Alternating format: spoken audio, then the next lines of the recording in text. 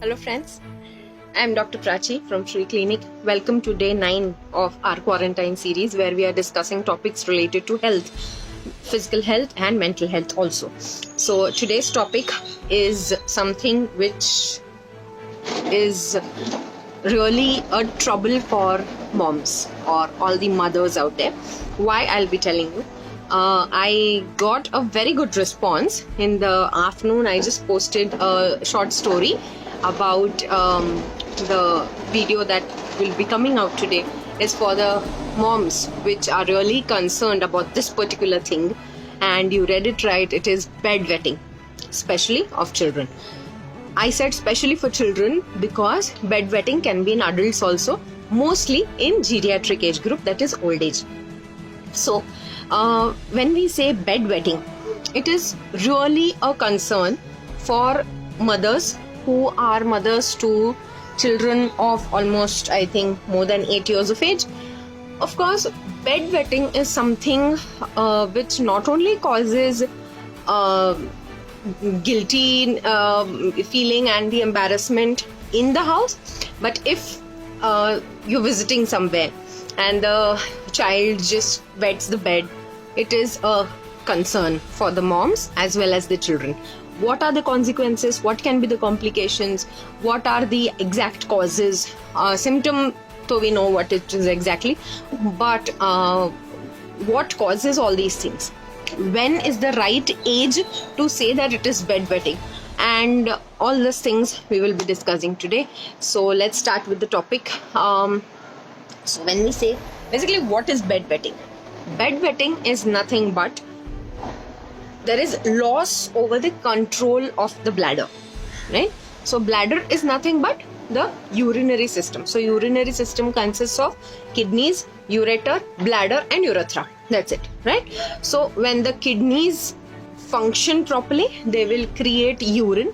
They will pass the urine through the ureter, give it into the bladder. That is, it will store the urine over there until a particular milliliters, and after the bladder is filled over, then it just passes it down through the urethra and it comes out as with all the toxins of our body.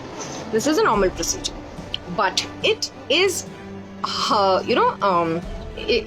there's some obstacle over there.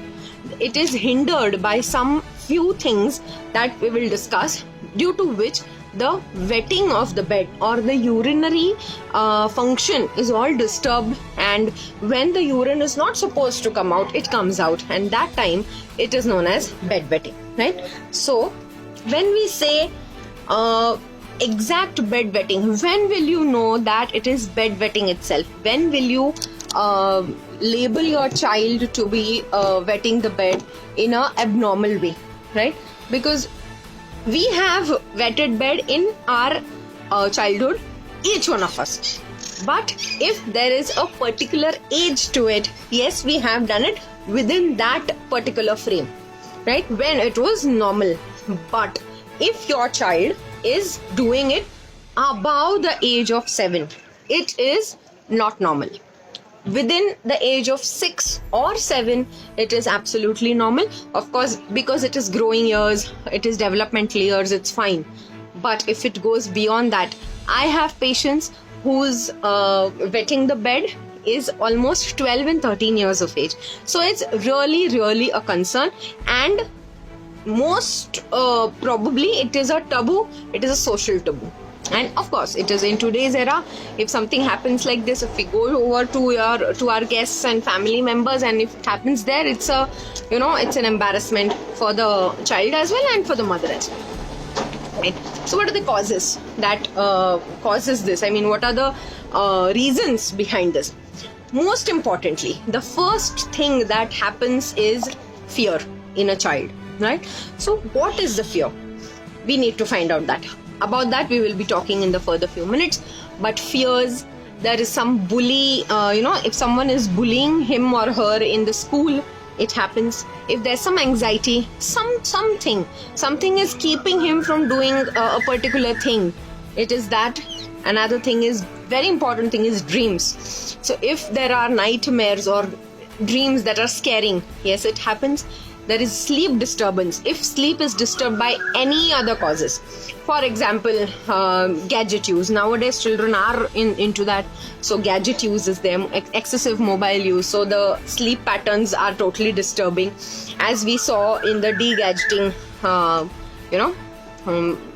video of ours. Then there is one important physical cause or reason is UTIs, that is urinary tract infections. That is, if the child is having constant urinary tract infections, that is the infection, that is the urethra basically is causing more of infections, especially bacterial infections. If the school or if any tuition places he or she is going is not that hygienic, or if there is frequent passage of urine, that time it is most probably the cause is frequent urinary tract infections.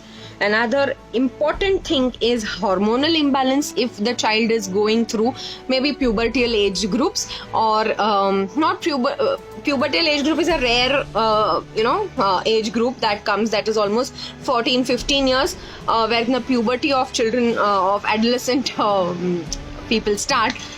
So in that age the hormones are quite changing. And another thing is developmental disability. For example, few children are specially abled, that is Down syndrome. And then there are many other autistic children are there. Then there is hydrocephalus.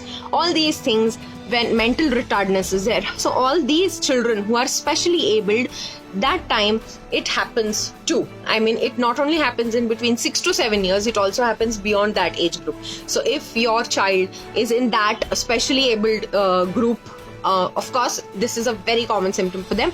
Another very, very important and a very common cause of bedwetting in children is ADHD.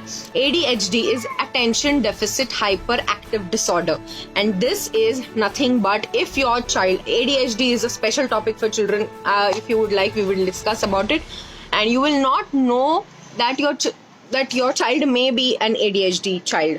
It is that common and it is that complex to identify, right? ADHD is nothing but children are very hyperactive in that particular it's not a disease, it's a disorder, it's a problem. So the child is very hyperactive. He cannot sit in one place, he cannot do one thing at a time.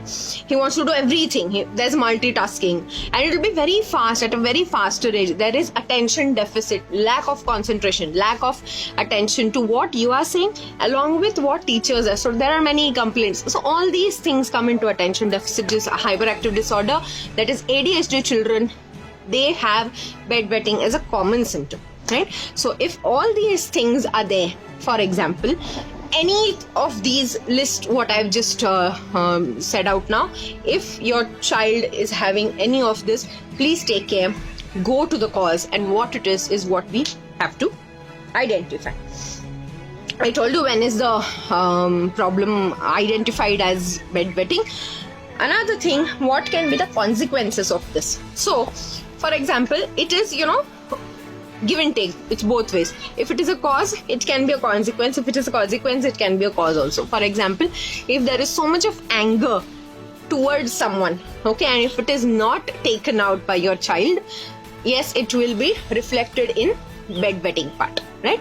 So that is one thing. There is guilt, embarrassment, lack of confidence, because that happens is, for example, you have children of same age group in your home and your child is having a bedwetting problem. Of course, the children of his or her age will be laughing at him. See, that is the childhood part which all of us go through. We laugh at each other. So that causes embarrassment, that causes guilt that I have done something really, really wrong, and that causes lack of confidence, lack of facing the people, and lack of facing the crowd also.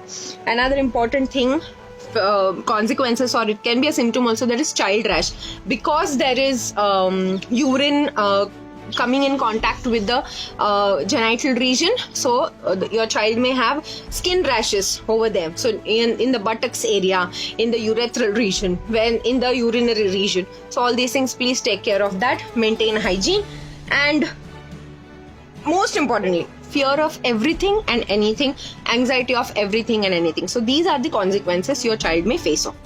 Now, my favorite part, where homeopathy is concerned. So homeopathy is, I think, the answer for bedwetting right now.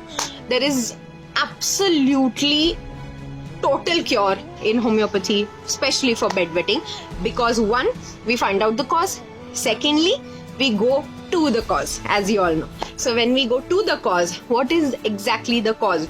In few psychological traits and tactics, using all those, we can get to the child's exact cause why it is happening, right? So is there any bullying at school? Is there any nightmare? What is the dream? How is the dream? Why is the dream? Do you hate someone? Do you cry? All these things come out slowly, and homeopathy helps the best, and your child can get totally cured by homeopathy, right? Secondly, what it does is relieves bedwetting is one thing, finds out the exact cause and gives good, absolutely good intactness to the bladder, right? So intactness is something, it gives strength to the bladder muscles, and that is most important again, to restore to retain the urine and not just to pass off, right? So, but again, for that, when there is a mental cause behind that, it is a problem again. And lastly, homeopathy does is it removes the cause forever. So if your child is going through bedwetting, please consult homeopathic doctors. You can consult me as well, but do it at the right time, right?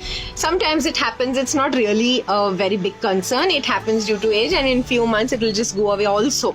But if it is happening, as I told you, more than 7 years of age, when the child is in a sane age, when the child is knowing what it is happening, that time, yes, it's the time to consult the doctor, right? So please maintain this and stay home, stay safe, stay quarantined. Thank you for watching the video. Please let me know your comments, and see you in the next video. Please feel free to contact me for any of your diseases. Thank you.